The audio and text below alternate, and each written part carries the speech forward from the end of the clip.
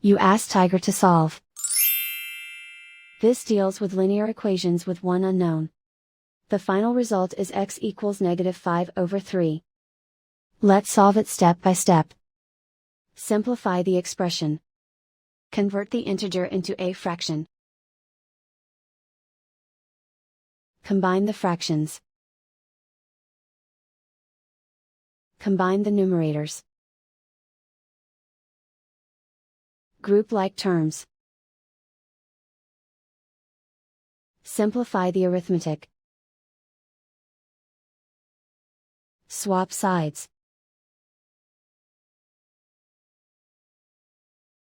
Group all constants on the right side of the equation. Add 7 to both sides. Simplify the arithmetic. Convert the integer into a fraction. Combine the fractions. Combine the numerators.